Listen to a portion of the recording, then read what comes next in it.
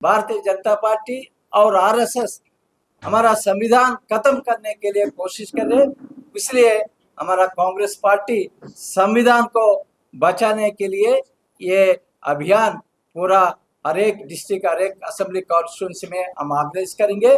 और मोदी सरकार केवल जबान से नहीं बल्कि कोर्ट के अंदर भी और संसद के अंदर भी जातिगत जनगणना के विरोध में रही। प्रधानमंत्री मोदी ये कहते थे कि जो जातिगत जनगणना की बात करते हैं वो अर्बन नक्सल है, ये उनका बयान है।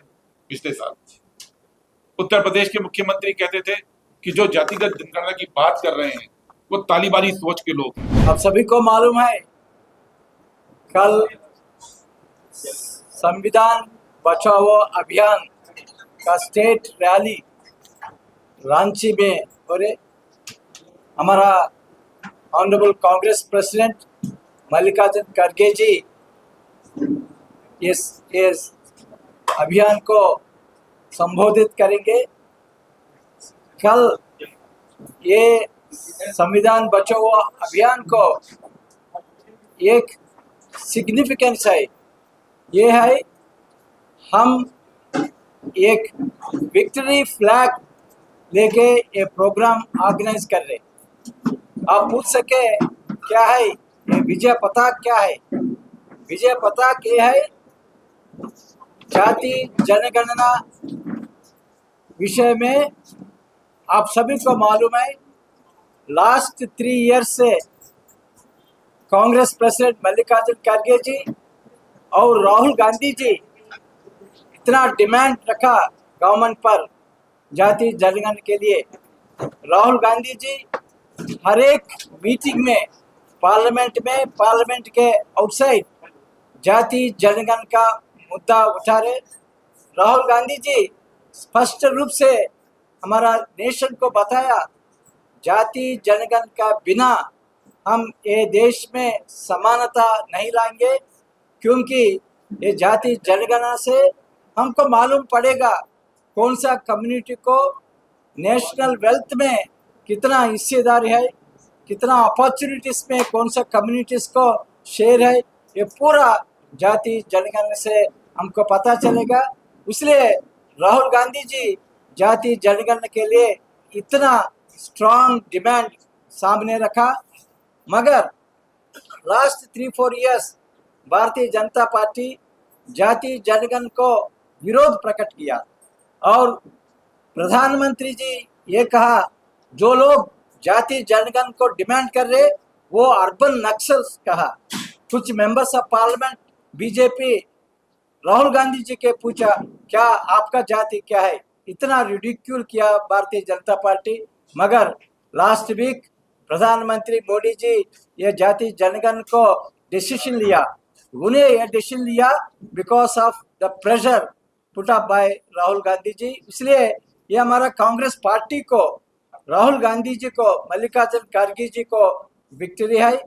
कांग्रेस पार्टी ये जाति जनगणना मामला में गवर्नमेंट ऑफ इंडिया पर कुछ डिमांड्स रखा। सबसे पहले जो हाउस होल्ड शेड्यूल तैयार कर रहे वो हाउस होल्ड शेड्यूल लेके घर घर जा रहे, वो हाउस होल्ड शेड्यूल एक कंसल्टेटिव प्रोसेस लेके तैयार करना, वही काम तेलंगाना में कांग्रेस गवर्नमेंट किया। तेलंगाना में आप सभी को मालूम है जाति जनगणना बहुत अच्छी तरफ किया, एक मॉडल बना तेलंगाना। वो हाउस होल्ड शेड्यूल जो तेलंगाना यूज किया, ये कंसल्टेटिव प्रोसेस तैयार करके ये हाउस होल्ड शेड्यूल यूज किया। और आप सभी को मालूम है जो डेसिनियल सेंसस हर एक 10 साल को एक सेंसस होता है, वो सेंसस में बहुत कम मुद्दे पर इंफॉर्मेशन लाते हैं, बहुत कम मुद्दे पर। मगर तेलंगाना में उनका अलावा बहुत हर एक चीज पर, हर एक पैरामीटर पर हम इंफॉर्मेशन लिया। इसलिए तेलंगाना का जाति जनगणना एक मॉडल, इसलिए Congress party government of India पर यह डिमांड रखे तेलंगाना मॉडल आप फॉलो करिए, कंसल्टेटिव प्रोसेस फॉलो करके ये हाउस होल्ड शेड्यूल तैयार करिए और टाइम लाइन भी बता दीजिए, और वो सेंसस कंप्लीट होने के बाद पूरा डेटा पब्लिक को बताना पड़ेगा, पब्लिश करना पड़ेगा, क्योंकि ये डेटा बेसिस पर कुछ पॉलिसीज गवर्नमेंट लेके आगे ले सके। ये जाति जनगण हमारा हिस्ट्री में एक एक हिस्टोरिकल मूवमेंट है। एससी एसटी ओबीसी कम्युनिटीज आगे बढ़ने के लिए, ये समाज में समानता लाने के लिए ये जाति जनगणना बहुत यूजफुल होगा। इसी मूवमेंट में राहुल गांधी जी इतना रिलेंटलेस बैटल किया, राहुल गांधी जी का विक्ट्री है, ये हम कल मीटिंग में ये हम मानेंगे। और आप सभी को मालूम है, पूरा देश में संविधान बचाओ अभियान हर एक स्टेट में, हर एक जिले में हम ऑर्गेनाइज कर रहे, कल रांची में ऑर्गेनाइज कर रहे, और नेक्स्ट 1 वीक में हर एक डिस्ट्रिक्ट में संविधान बचाओ अभियान हम ऑर्गेनाइज करेंगे। ये अभियान में कांग्रेस पार्टी 3 मांगे पर फोकस करेंगे। सबसे पहले जो 50% सीलिंग है रिजर्वेशंस पर, जो 50% सीलिंग है, वो सीलिंग निकालने के लिए हम डिमांड रखेंगे। पब्लिक को भी बताएंगे क्यों वो 50% रिजर्वेशन पर वो सीलिंग निकालना पड़ेगा। कांग्रेस वर्किंग कमेटी वो सीलिंग निकालने के लिए वो रिजोल्यूशन पास किया।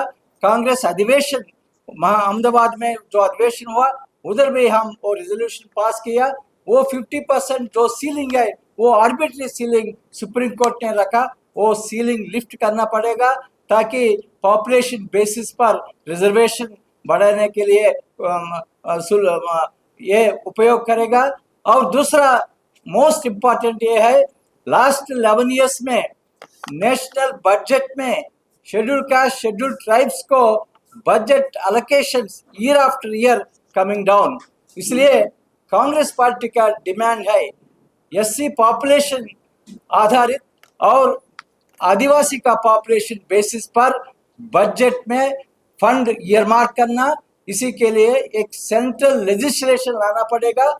ऐसा legislation Congress governments in Andhra Pradesh, Karnataka और राजस्थान लिया। बजट में SC ST population proportionate budget SC ST development के लिए ईयरमार्क होना पड़ेगा। और तीसरा ये मोस्ट इम्पॉर्टेंट मुद्दे है, सभी एजुकेटेड यूथ को ये मुद्दे पर फोकस डालना पड़ेगा। आप सभी को मालूम है, लास्ट 10-12 इयर्स में प्राइवेट एजुकेशन इंस्टीट्यूशंस का नंबर इंक्रीजिंग हो रहे, प्राइवेट यूनिवर्सिटीज आ रहे, मगर वो प्राइवेट एजुकेशन इंस्टीट्यूशंस में अभी तक एससी एसटी ओबीसी को रिजर्वेशन नहीं आई। मगर हमारा संविधान में एक आर्टिकल है, आर्टिकल 15(5), आर्टिकल 15(5), वो आर्टिकल कांग्रेस गवर्नमेंट 2006 में वो आर्टिकल इंट्रोड्यूस किया, 93rd कॉन्स्टिट्यूशनल अमेंडमेंट लाके वो आर्टिकल इंट्रोड्यूस किया।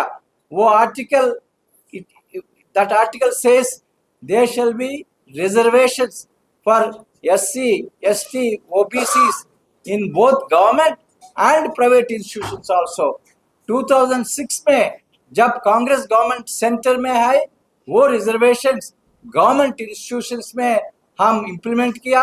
इसलिए एससी एसटी ओबीसी को आईआईटी, आईआईएम्स और सेंट्रल यूनिवर्सिटीज में सीट्स मिल चुका, मगर अभी तक प्राइवेट इंस्टीट्यूशंस में, प्राइवेट एजुकेशन इंस्टीट्यूशंस में रिजर्वेशन लागू नहीं हुआ। इसलिए कांग्रेस पार्टी ये डिमांड लेके पब्लिक के बीच में हम जा रहे, पब्लिक को बताएंगे कैसा एजुकेशन पूरा प्राइवेटाइजेशन हो रहे।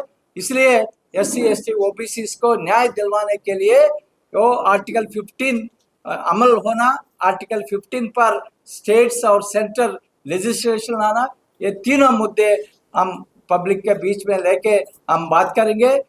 उसके मोस्ट इम्पॉर्टेंट ये है, ये सभी पब्लिक को वो वीकर सेक्शंस को न्याय दिलवाने के लिए, मगर वीकर सेक्शंस को न्याय दिलवाने के लिए संविधान जीवित होना, संविधान हैज टू बी अलाइव। मगर लास्ट 10 ईयर्स से भारतीय जनता पार्टी और आरएसएस हमारा संविधान खत्म करने के लिए कोशिश कर रहे। इसलिए हमारा कांग्रेस पार्टी संविधान को बचाने के लिए ये अभियान पूरा हर एक डिस्ट्रिक्ट, हर एक असेंबली कॉन्स्टिट्यूंसी में हम ऑर्गेनाइज करेंगे और उससे साथ साथ खास सेंसस के बारे में भी बात करेंगे। हमारा विक्ट्री क्लेम करने के लिए भी हम बात करेंगे। धन्यवाद। तमाम लीडर्स की ओर से हम लोग राहुल जी को धन्यवाद देना चाहते हैं, क्योंकि जातिगत जनगणना की जो बात है उस बात के चैंपियन इस देश में राहुल जी पिछले 2-3 सालों से हैं और लगातार संविधान सम्मेलन के माध्यम से, लगातार अपने भाषणों के माध्यम से, अपने इंटरव्यूज के माध्यम से वो ये कहते आए हैं कि उनके जीवन का मिशन अब यही है कि इस देश के अंदर जो SC, ST, OBC के लोग हैं, जो विकास की दौड़ में पीछे रह गए, उनको बराबरी में लाना और उसके लिए जातिगत जनगणना कराना उनकी जिंदगी का मिशन है, उनकी पॉलिटिक्स का ये एक ऑब्जेक्टिव है।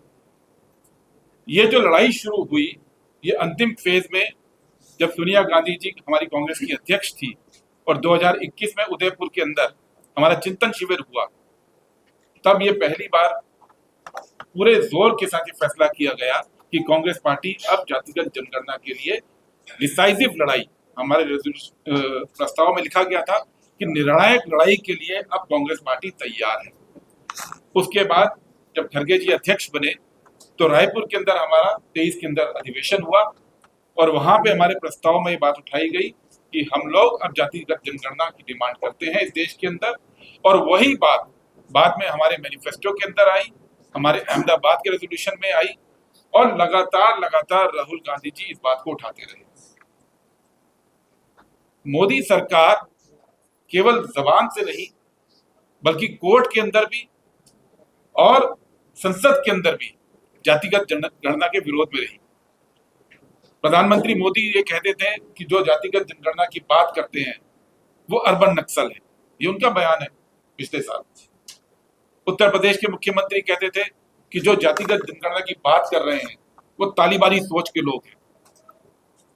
सुप्रीम कोर्ट के अंदर 2021 में मोदी सरकार ने एक एफिडेविट दिया और कहा कि हमारी पॉलिसी ये है कि जातिगत जनगणना नहीं होना चाहिए, और उसके बहुत सारे कारण गिनाए कि वो क्यों जातिगत जनगणना को नहीं चाहते।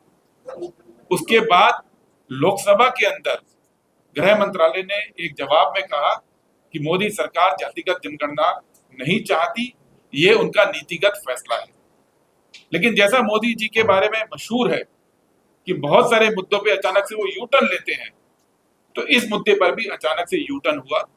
लेकिन ये वो यू टर्न है जिसका कांग्रेस पार्टी स्वागत करती है, क्योंकि ये यू टर्न देश की उस अधिकांश जनता की डिमांड के जवाब में है, जिस डिमांड को इग्नोर करना, उसको नजरअंदाज करना अब मोदी सरकार के बस की बात भी नहीं बची थी।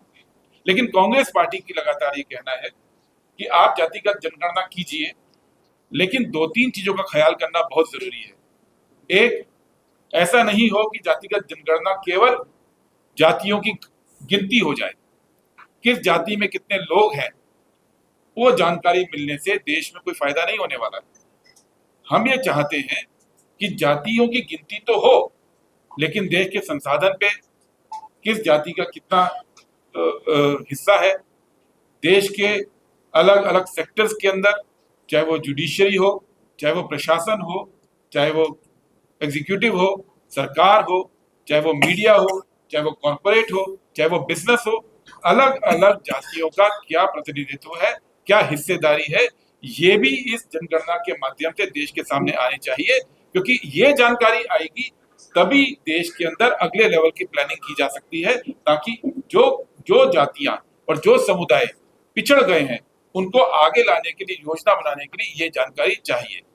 इसलिए राहुल गांधी जी ने अपनी प्रेस कॉन्फ्रेंस के अंदर ये बात बोली कि हमने तेलंगाना के अंदर एक मॉडल खड़ा किया। कांग्रेस पार्टी ने कर्नाटक के अंदर भी जातिगत सर्वे किया था, बिहार में भी जब हमारी सरकार नीतीश जी और तेजस्वी जी के साथ ही हमने किया, और तेलंगाना में भी किया।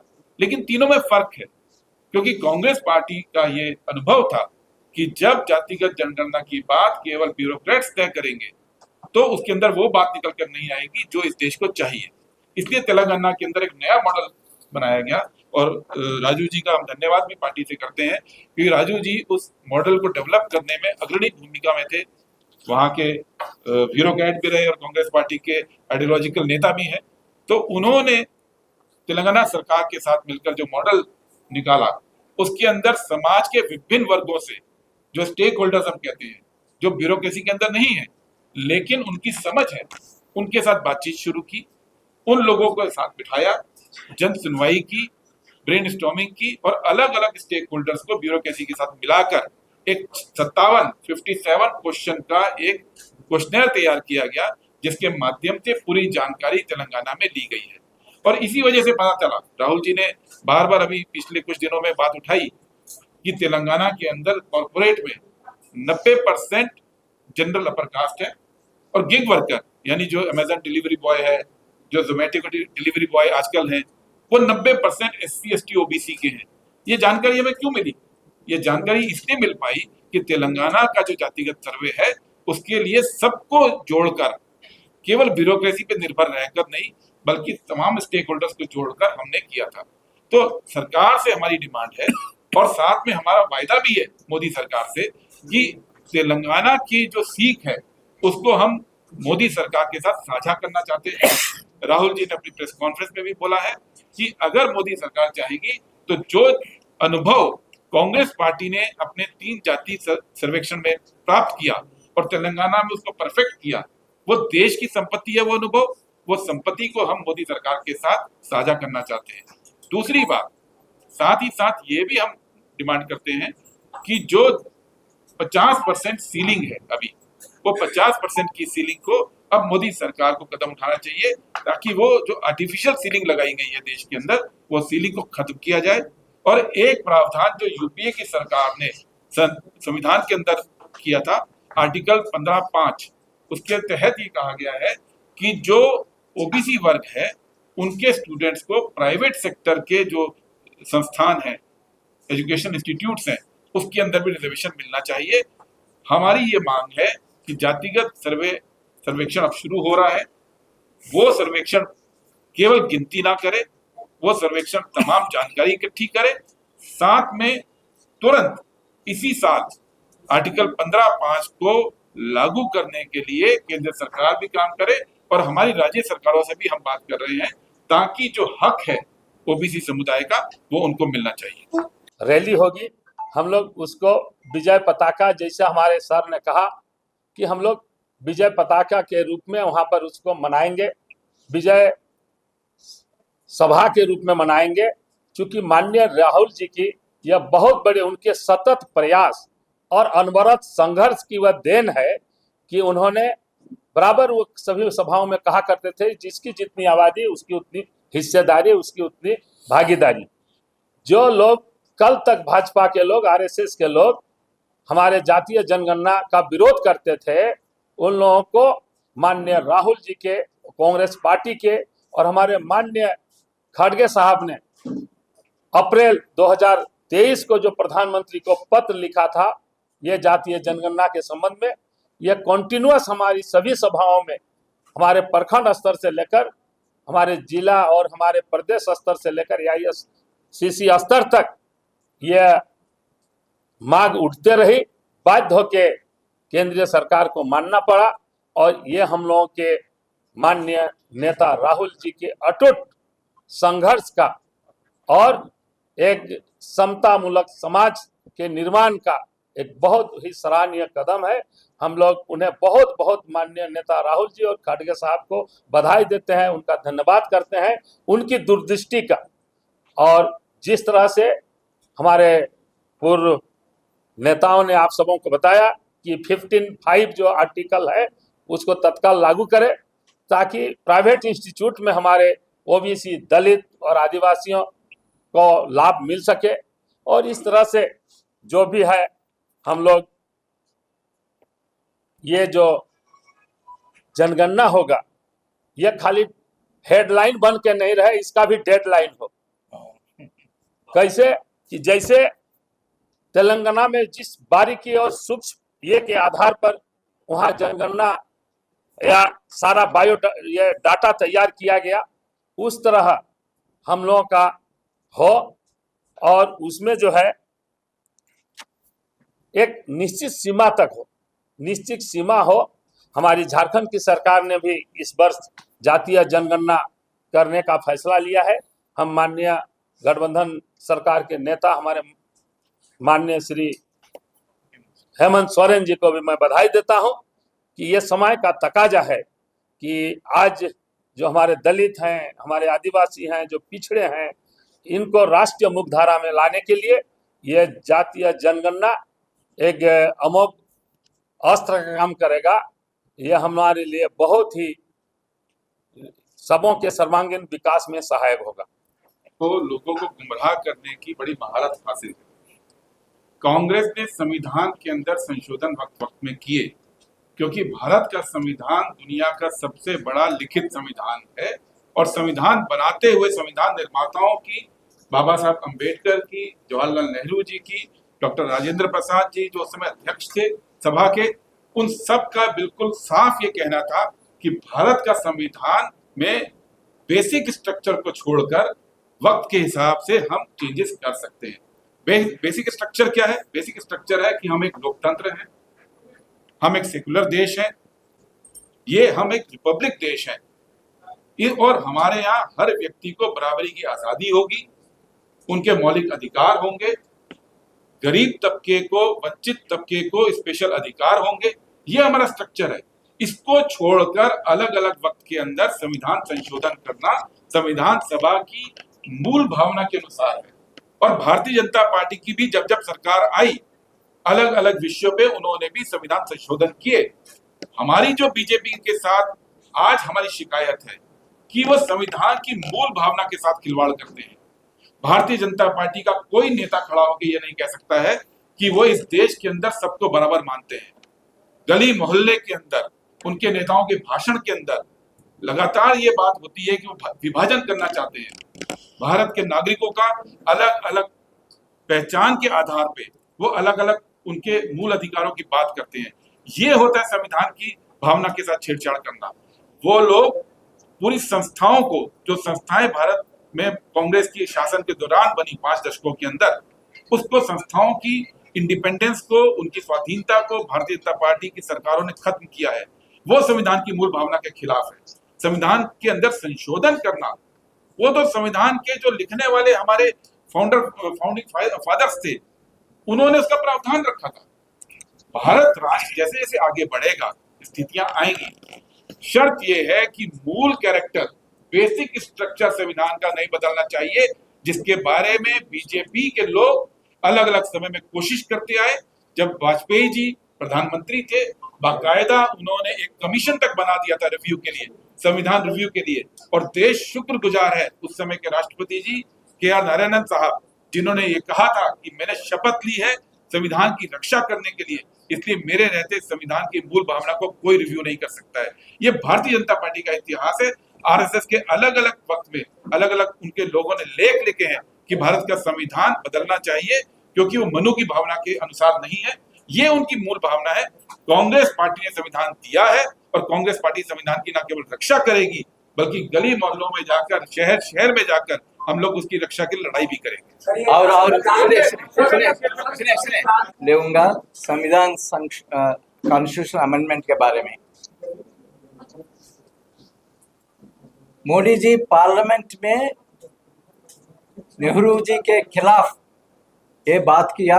Nehru ji constitution first amendment लाके कॉन्स्टिट्यूशन को इतना डिस्ट्रॉय किया, ऐसा बात मोदी जी ने कहा।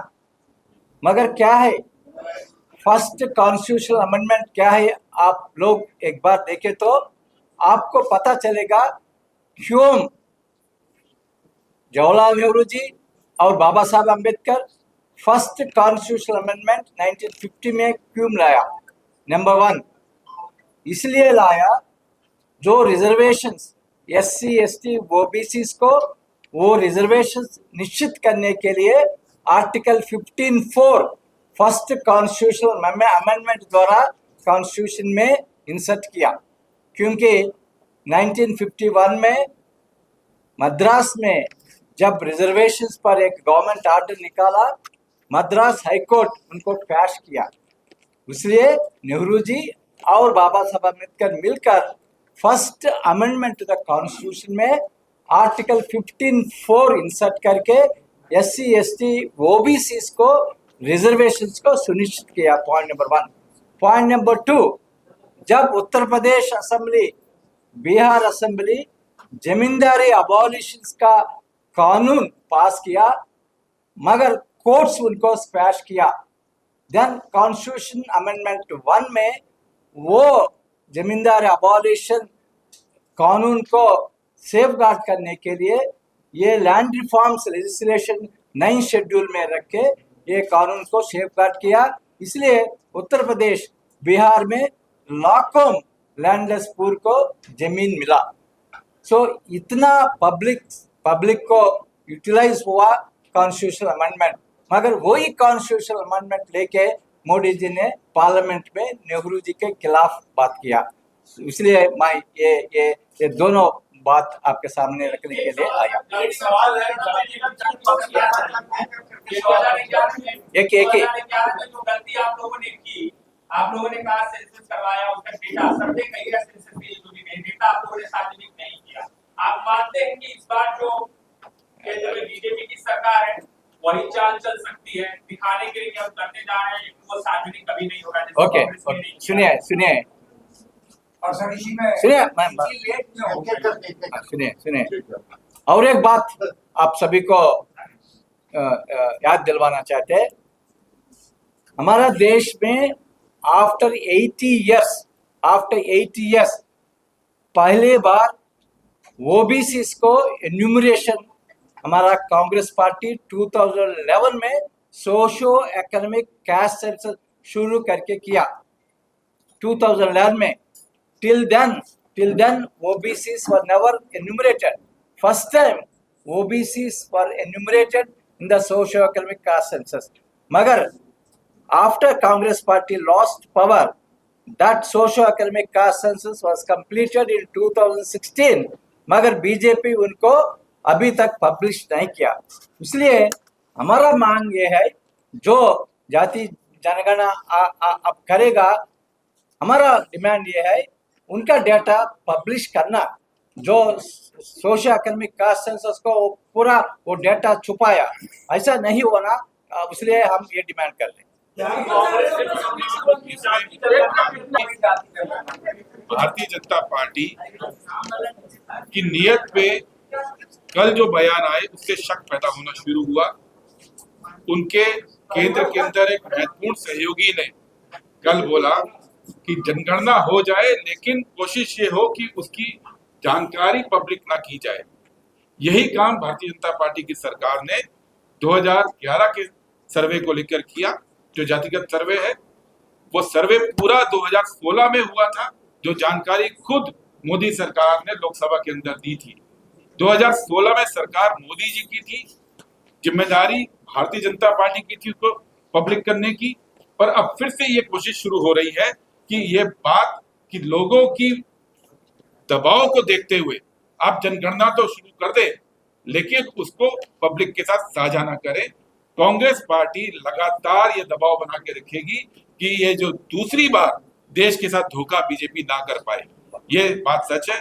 और सवाल आपका एक बार मैं फिर मोदी जी से पूछूंगा कि पसमानदा मुसलमान की जो बात मोदी जी कर रहे हैं, क्या उन पसमानदा मुसलमान को खुद जातिगत जनगणना में शामिल कर रहे हैं कि नहीं कर रहे हैं? सवाल हमसे नहीं है, सवाल आपको भारतीय जनता पार्टी से और मोदी सरकार से पूछना होगा कि मोदी जी जिस तरह से जनगणना के खिलाफ भाषण दे रहे थे, वैसे ही बाकी भाषणों के भी वो खिलाफ जाएंगे या अपनी बात पर अडिग रहेंगे? सफल साहब, मेरे एक सवाल है, बस आप लोग इसकी बात उठा रहे हैं। एक जिज्ञासा भी इसमें हाथ पड़ती है, क्या कांग्रेस खुद को सामान्य वर्ग से दूर कर रही है? कांग्रेस के केंद्र में अब सामान्य वर्ग नहीं रहा। नहीं, ये गलत है। कांग्रेस पार्टी इस देश को संविधान देने वाली पार्टी है। संविधान देते हुए मूल भावना ये रही थी कि इस देश के अंदर समानता आनी चाहिए, हर व्यक्ति बराबर होना चाहिए। कांग्रेस ने समानता का अधिकार, मौलिक अधिकार संविधान में दे दिया, लेकिन समाज का जो हमारा स्ट्रक्चर है वो जाति आधारित है, उसमें बहुत असमानता है। पिछले कई दशकों में कांग्रेस पार्टी ने एजुकेशन पे काम किया, कांग्रेस पार्टी ने पब्लिक सेक्टर में काम किया, और उस काम की वजह से वो तमाम समुदाय जो 1947-1950 आजादी के समय और संविधान के समय उनमें लगभग 97-98% निरक्षरता थी। वो लगभग जीरो पार्टिसिपेशन था उनका किसी भी संस्था के अंदर। वो स्थिति धीरे धीरे कांग्रेस पार्टी ने अपने शासन के दौरान दूर की। रिजर्वेशन पॉलिसी के तहत SC ST के अंदर एक बहुत बड़ा वर्ग तैयार हुआ जो आज बराबरी पर खड़ा है। एजुकेशन के तहत आज SC ST OBC का बहुत बड़ा वर्ग शिक्षित है। अब सवाल ये है कि ये जो शिक्षित वर्ग तैयार हुआ है, ये सवाल ये है कि ये जो वर्ग तैयार हुआ जिसके अंदर क्षमता है, क्या देश उस वर्ग के लिए उसकी जगह देगा कि नहीं देगा? ये बात उस तमाम जनता के लिए है जिस जनता के लिए कांग्रेस पार्टी ने संविधान लिखा था और अपनी नीतियों से पिछले 50 सालों में जो हमारा शासन रहा उसमें उनको मजबूत किया। अब अगले स्टेज पर जाने का वक्त आ गया है। ये किसी समाज के किसी वर्ग के खिलाफ नहीं है, बल्कि उनके लिए है जो पीछे छूट गए हैं। गोल, जहां 27 वर्षों के सफर में 17,000 से भी अधिक छात्रों ने डॉक्टर एवं इंजीनियर बनकर भरे सफलता की ऊंची उड़ान, जहां साधारण छात्र भी झारखंड टॉपर्स बनकर बना रहे इतिहास। दूरदर्शी शिक्षाविद श्री विपिन सिंह के मार्गदर्शन में मेडिकल एवं इंजीनियरिंग के लाखों छात्रों के लिए आशा की किरण के रूप में गोल, नेशंस लीडिंग इंस्टीट्यूट। बायोम सिर्फ मेडिकल प्रिपरेशन का संस्थान। बायोम से लगातार दूसरी बार नीट यूजी में 700 मार्क्स पार। 10th पास स्टूडेंट्स के लिए फाउंडेशन कोर्स, 11th पास स्टूडेंट्स के लिए फ्रेशर कोर्स और 12th पास स्टूडेंट्स के लिए टारगेट कोर्स 17 अप्रैल से शुरू हो रहे हैं। कॉल 7360066190 और visit Biome, circular road near women's college and Hinoo, Ranchi. thefollowup.in. Like, share and subscribe. www.thefollowup.in